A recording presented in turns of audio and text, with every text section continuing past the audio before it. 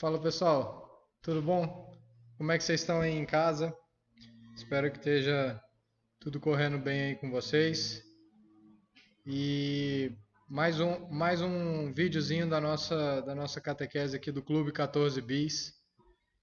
E só para lembrar vocês, só para fazer a nossa revisão tradicional das últimas aulas, então o grande tema que a gente está tratando nessas últimas semanas são os sacramentos, como vocês devem estar lembrados. E falamos então do batismo, da confirmação, da Eucaristia, certo? E teve um vídeo que eu fiz, que eu preparei para vocês, o último vídeo, que foi sobre a Eucaristia, e que lá a gente falou o significado da Eucaristia, como que é esse sacramento. Eu contei aquela parte da entrevista do Papa com as perguntas das crianças e que tinham coisas bastante legais lá. E hoje, uma coisa que talvez entre muito relacionada, que tem bastante a ver com o tema da Eucaristia, é a Santa Missa.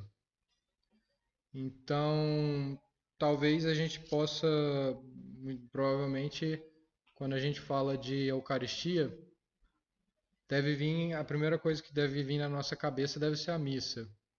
Que a gente lembra do padre distribuindo a comunhão, que a gente comunga e que a gente vai na missa todo domingo. Agora que as missas voltaram, voltamos aí, vocês voltaram aí à missa aos domingos. Então lá tem a comunhão. E daí a primeira, e eu também comentei várias vezes no vídeo sobre a Eucaristia, sobre a comunhão. E a comunhão é durante a missa. Não só durante a missa, às vezes em alguns casos excepcionais, por exemplo, pessoas doentes, o padre vai visitar as pessoas doentes no hospital e pode levar também a Sagrada Eucaristia. Mas de forma usual, de forma ordinária, nós comungamos dentro do rito da missa. E a ideia hoje, então, é falar um pouco sobre o que é o rito da missa. Na verdade, a missa ela tem algumas partes. E aí explicar para vocês aí em casa um pouco melhor essas partes da missa. Para quê? Para que a gente possa aproveitar melhor a missa, com mais consciência, sabendo o que está acontecendo, se sintonizar ali, não ficar perdido, não, ter um mínimo de noção. E também quando, sei lá, for ler, por exemplo, o folheto da missa, essas partes aqui eu já conheço, já teve a explicação, né? A gente ter familiaridade, que é algo que nós vamos toda semana, então é importante e é um ponto central da nossa fé, de viver a doutrina cristã, o sacramento, a missa é algo muito importante. Então, primeira coisa aqui para a gente entender a missa é que a missa ela tem algumas finalidades. A primeira coisa, para que é a missa? Para que eu estou indo lá? Então, essa é a primeira pergunta que a gente pode se fazer. Então, a missa ela tem três aspectos. Ela pode ser ela é para louvar. Então, a gente está louvando a Deus. Por que a gente louva a Deus? Nas outras aulas a gente sempre fala disso, né? Porque Ele é o Criador, Ele nos criou, é a nossa origem, é para onde nós vamos. Tudo que a gente tem, a gente deve a Deus. Então a gente louva a Deus, a gente dá, digamos assim, a gente fala, fala coisas boas para Deus, digamos, né? O louvor.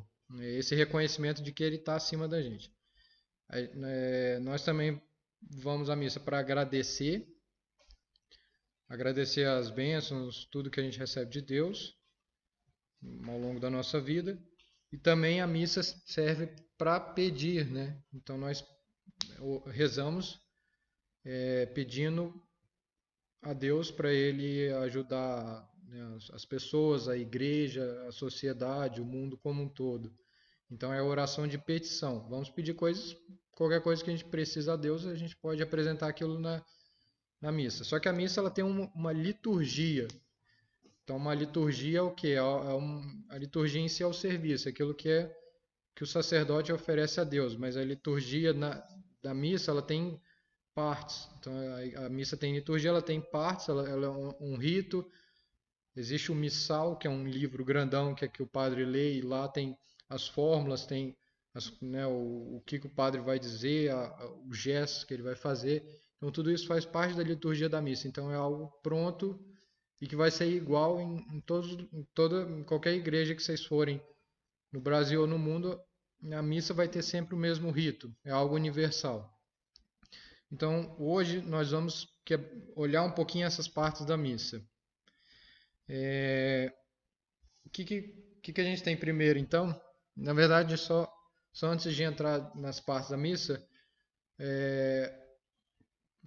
a missa ela é dividida em 4 blocos, podemos dizer assim. Na verdade, tem 2 blocos mais relevantes aqui, mas seriam os ritos iniciais, a liturgia da palavra, a liturgia eucarística e, por último, os ritos finais. Então, esses são os 4 maiores pedaços assim que dividem 4 divisões da missa, certo?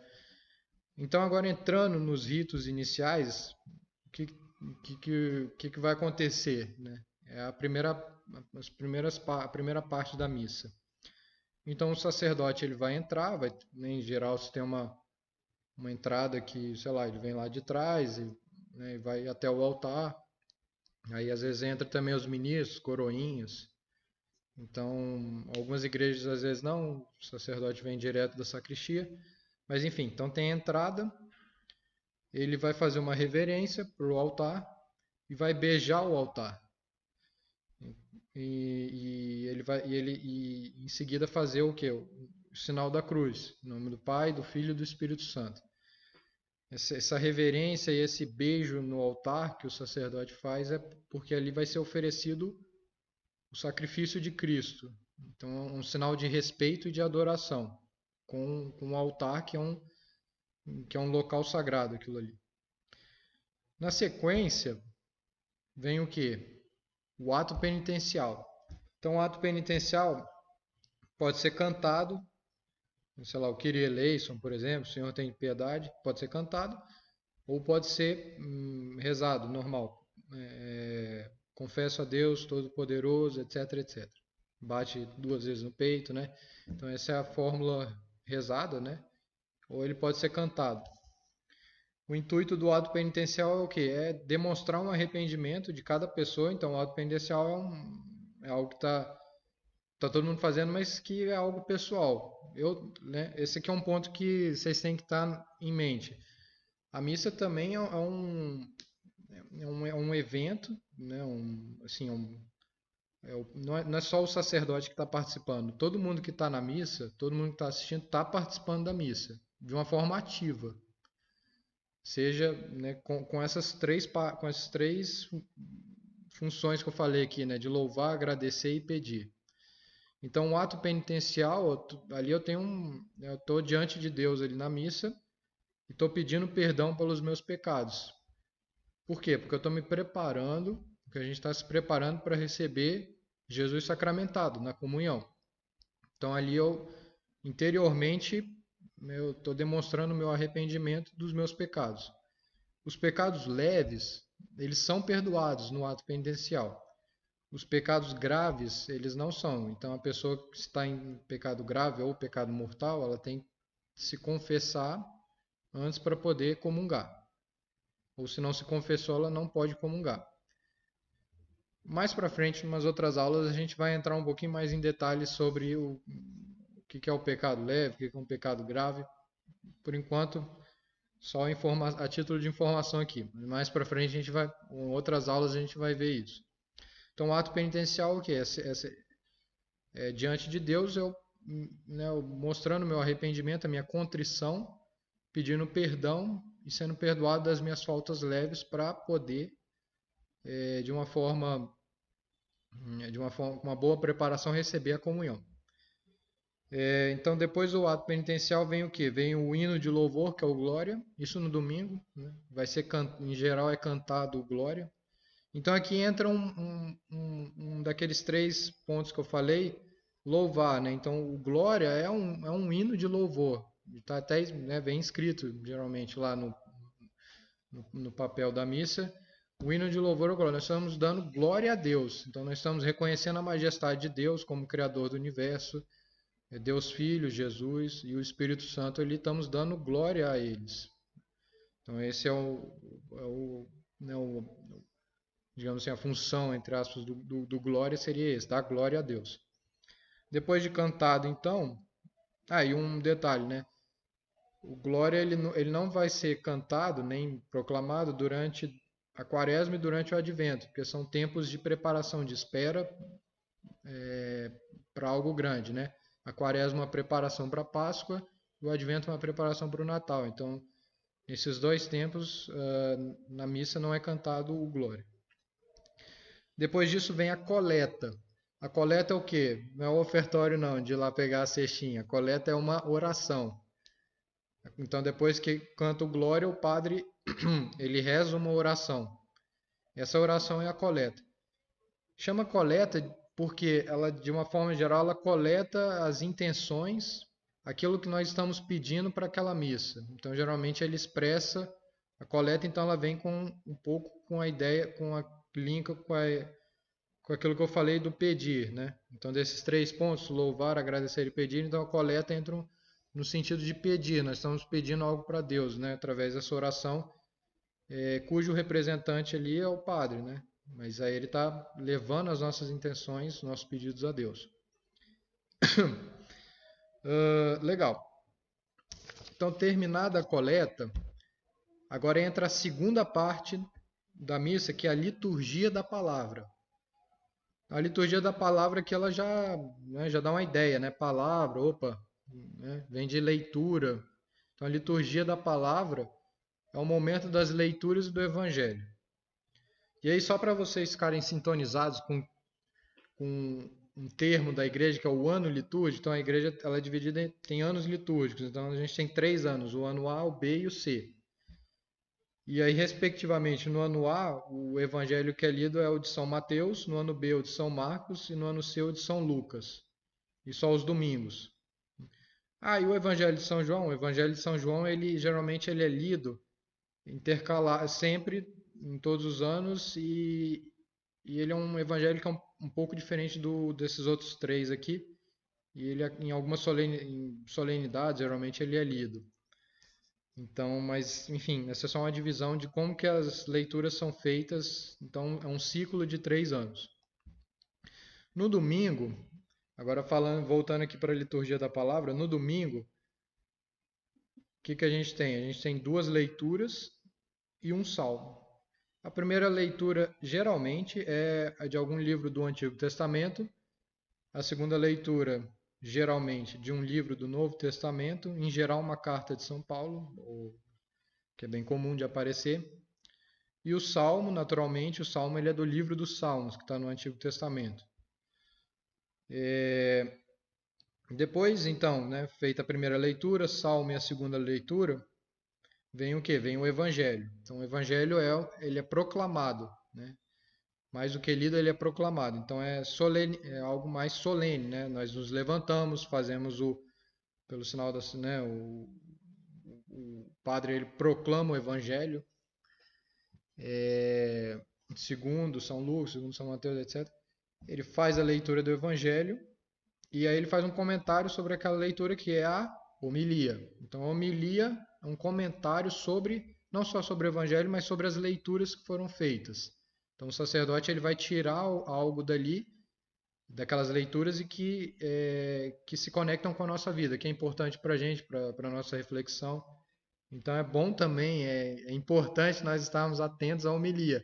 Embora, às vezes, sei lá, pode ser que a gente se distraia, dê um soninho ali, mas tentem não dormir, fiquem atentos na homilia. Ali tem muita coisa boa. E a homilia é a hora, né, um momento propício em que o magistério da igreja, representado pelo padre, está dando a interpretação correta das escrituras. Porque, né, então, o local de interpretação correta das escrituras, quem faz é a igreja. E ali, na homilia, é a hora dessa interpretação. Então, o padre está dando a interpretação correta do evangelho, das leituras que foram lidas. Então, Tem essa importância a homilia. Legal. Terminou a homilia, aqui que vem? O creio. Então vamos rezar o creio em Deus Pai Todo-Poderoso, né? Então ali a gente está professando a nossa fé, né? Estamos recordando os pontos centrais da nossa fé, da doutrina cristã, no creio.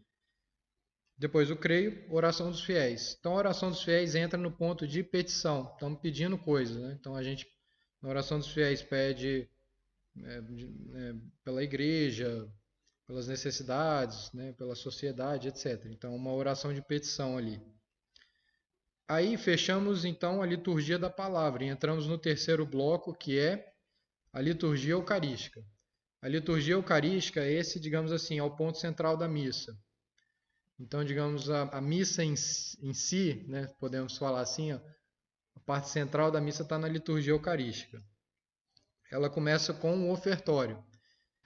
O ofertório, além da gente estar ofertando algo material, né, um dinheiro que a gente oferece ali na cestinha, a gente também pode fazer uma oferenda dos nossos trabalhos, de tudo que a gente fez durante a semana, oferecer a Deus ali no ofertório.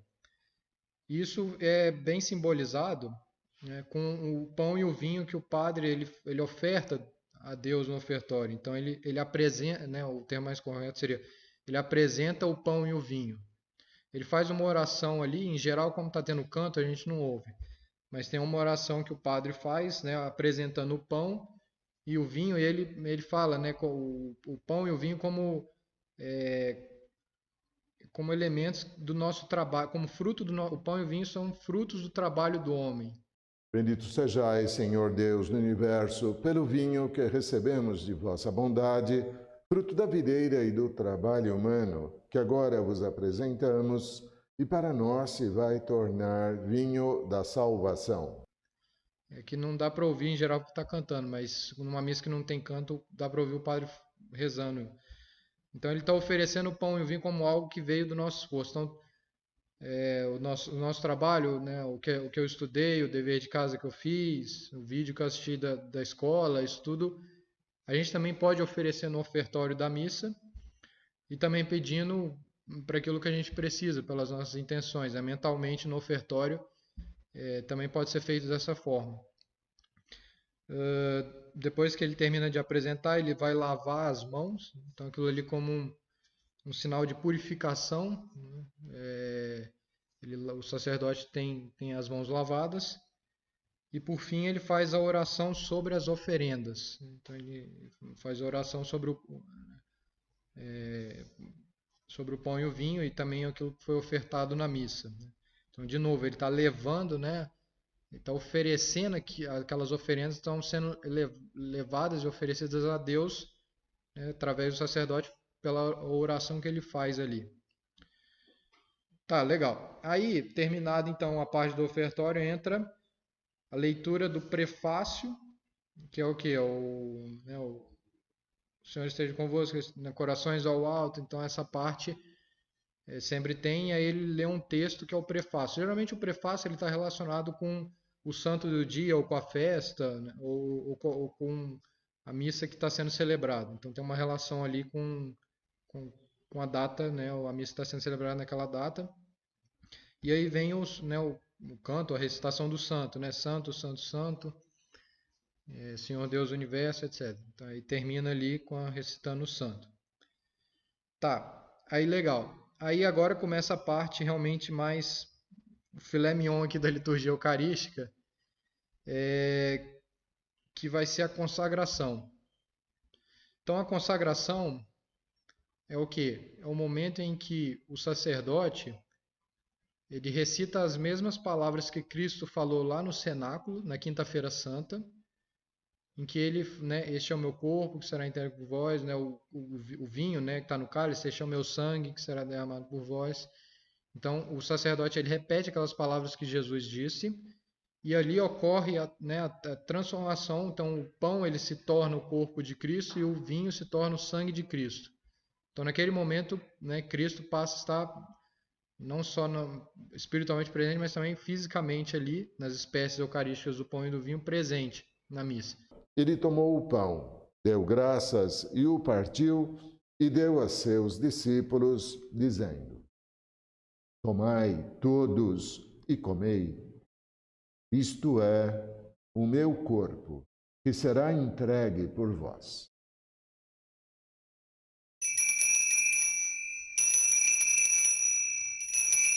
Então essa é a parte da consagração. Então é um momento santo, né? É um momento sagrado e por isso todo mundo, né, toca o sininho, a gente se ajoelha, né, porque Cristo está descendo, né, novamente à terra ali, né, no pão e no vinho.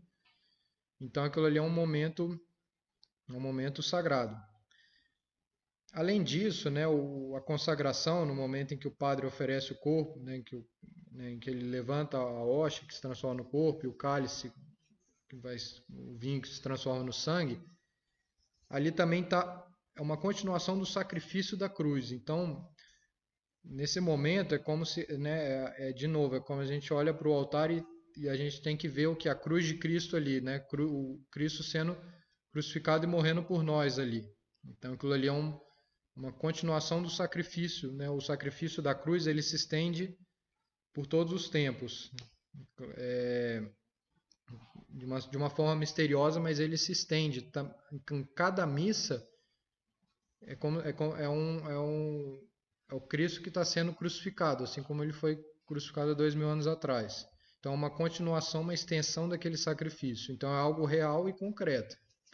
Então não é só uma representação, não é só algo simbólico, não é só um teatro, mas é de fato o próprio Deus, o próprio Jesus que está ali, né, sendo oferecido a Deus em sacrifício. Então é algo muito, muito profundo aquilo ali. O momento exato da consagração varia um pouco dependendo de qual oração eucarística é lida. Tem várias orações eucarísticas, algumas a consagração logo no início, outras é mais no meio. Mas a oração eucarística, além de ter a consagração, ela tem outras orações também de petição, em que vocês vão lembrar, né, em que o padre vai fazer orações em que ele vai pedir pela igreja, ele vai pedir pelo papa, ele vai pedir pelo bispo, ele vai pedir pelos fiéis, pelo povo que está ali. Então tem várias petições que são feitas, dependendo de qual oração eucarística que ele lê, né? Isso, e intercalada nessa oração eucarística está a consagração, que a gente comentou. Terminando essa oração eucarística, então vem o louvor final, que é o quê? Que é aquele por Cristo, com Cristo e em Cristo. Então aqui a gente está louvando né, e reconhecendo Cristo como o único caminho, né? Por isso que a gente diz por Cristo, com Cristo e em Cristo, através de Cristo. Então, ele é o único caminho de salvação e é como se fosse um reconhecimento, um louvor a Jesus nessa oração final. Terminado então esse louvor, inicia... deixa eu ver aqui, para não ficar perdido. Tá, então vem o rito da comunhão, certo? O rito da comunhão, ele começa com o Pai Nosso. Então o padre vai convidar todos que estão presentes a rezarem o Pai Nosso. O Pai Nosso por quê? Porque é a oração que Jesus nos ensinou. Então é a oração perfeita por excelência, que é o próprio Cristo que ensinou essa oração. Então rezamos o Pai Nosso. Aí vem a saudação da paz. Acho que agora em tempos de corona não está tendo mais cumprimento, né? Mas em geral tem, né? A paz de Cristo. Vem então, aí terminando a paz de Cristo, vem a parte que é a fração do pão. Então é a hora em que o padre ele vai partir a hóstia grande, né, em duas partes, quebrar um pedacinho e colocar no cálice.